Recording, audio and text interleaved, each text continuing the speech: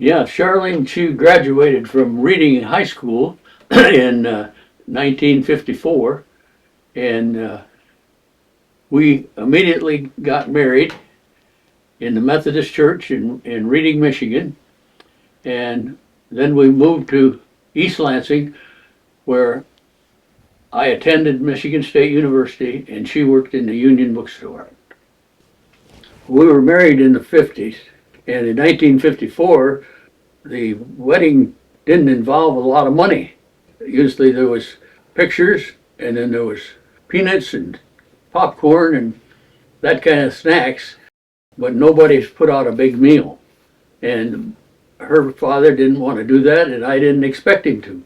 So we had a very, I would say, very usual or common wedding, and I'm sure that it was meant to be that way because it means more to her and it means more to me now that we didn't have a big explosion when we had our wedding. When we were married, we took our honeymoon and we went to Mackinac Island. We didn't stay on the island, but we stayed up at St. Ignace in a motel, and it worked out really well because it was cheaper, and it was also the anniversary was the important part. The Mackinac Bridge was not constructed when we were married, and so when we went to the Mackinac Island, we took the ferry across. The bridge was started, but it wasn't complete. Okay, in 1954, we were married, and of course we went to Michigan State University, where I attended the university, and she got a job working in the Union Bookstore on the campus. And she worked there 4 years. She was promoted to the director of art and engineering department within the program, and she really enjoyed it, and she did very well. She was a young 18 years old when she went there, and so that's pretty young to get a university position, but she took a hold of it and she did very well. Well, when I was at Michigan State University, John Hanna had told us that he was going to give us tickets to all of the games and all the events that were on the campus. We were able to go to all the football games and all the basketball games if we wanted to, and Sharlene remembers that, and she remembers going to the ball games, and she remembers Sparty and all the things that happened at the game, and she was very excited about the football games at Michigan State University. It was in March that her father passed away, and I was just graduating from Michigan State University, and so it was hard for her to deal with because her dad and her were very close. Money and vacation is something that was discussed by both Sharlene and I, and we both agreed that we're going to go on vacation.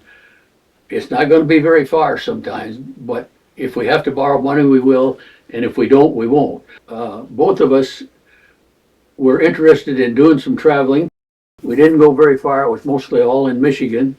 We set an objective that we were going to go on vacation each year, and we followed that through all of our life. We continued to go on vacation each year somewhere.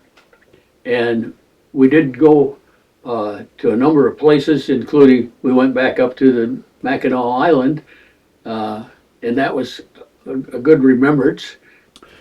Well, of course, Sharlene was born and raised in Michigan, but one of the spots that she used to go to each summer was Lake Michigan at Ludington, because that was her hometown, or her parents' hometown, her mother. And she loved to be down at the beach when the sun went down. And she'd sit there and she'd watch the sun until it got dark. And that was probably one of the most satisfying things that she did. And Ludington was really her second home. Well, Sharlene was very much interested in having a family.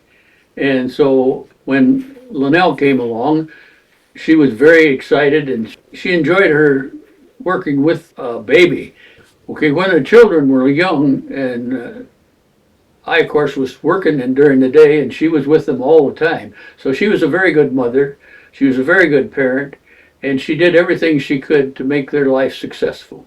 Well, Sharlene was always interested and she loved animals. And I invited her down to the farm when we were dating, as a matter of fact, and we went horseback riding, and she fell in love with horseback riding. And then later on in life, we bought a horse called Rory, and Rory was one of the best things that ever happened to Sharlene. He wasn't the nicest horse to start with, but she was able to train him and to work with him and to bond with him so that they got along excellent and never had any problems. I think I mentioned before he tried to buck me off when I went to look at him the first time. And I said, I don't think you want this horse. And she said, well, I think I do. And so we bought the horse and brought him home, and she worked with him a couple months before she ever saddled him up and tried to get on him. And he never gave her any trouble.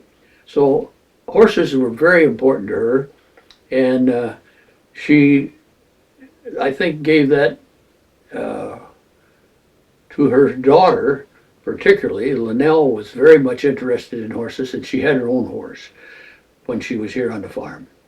Animals were very important to Sharlene, and she always had a pet. She started out with this tiny dog, and then she had several other dogs during her lifetime, but she always had a pet.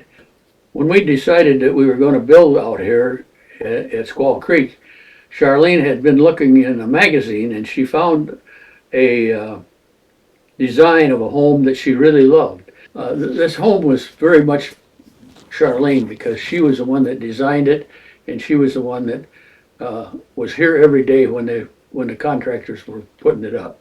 And she loved every room in it. It wasn't one that was probably more important to her, but she did have her own office, and she had all of her memorabilia, from her dad's roll-top desk to some of the other things that came out of the reading hardware, and that meant a lot to her. So that was the room probably that she would call her favorite room.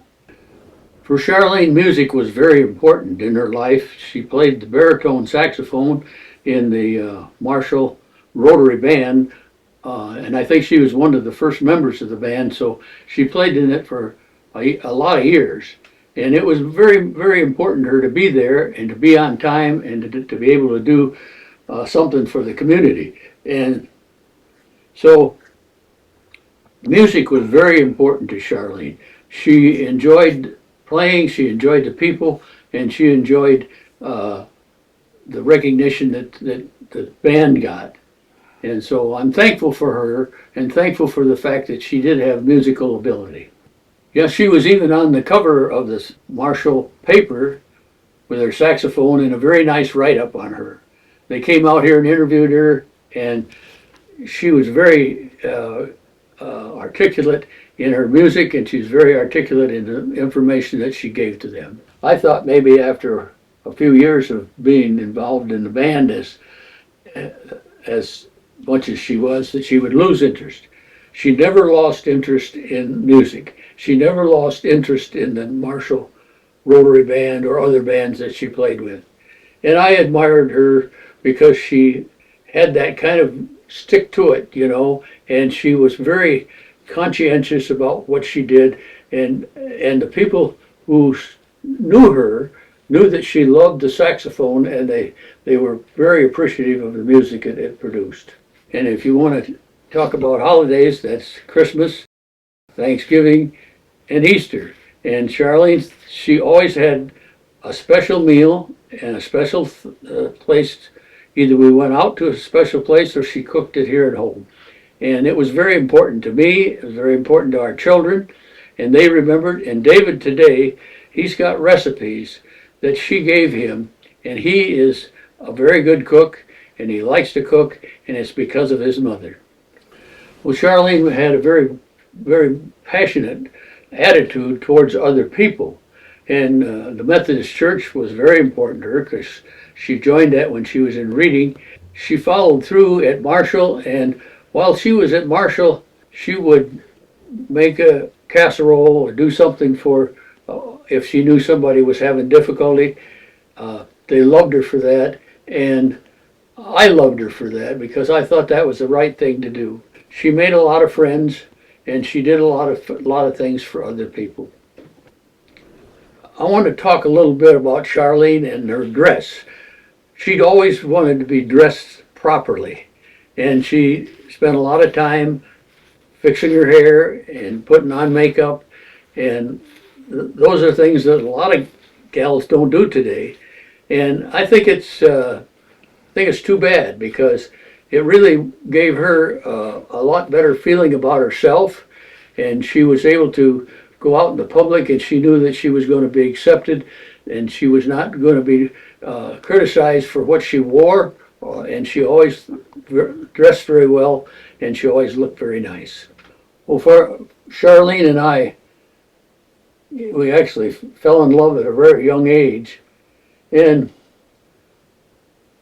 I'm sure that it was the same with her, but it continued to even grow during the time that we were married. And our marriage was probably unusual, but yet it was very acceptable as far as I was concerned. We enjoyed one another, we enjoyed being together, and when the kids came along, the kids enjoyed being with us, and we had a family, and I can't ask for anything more.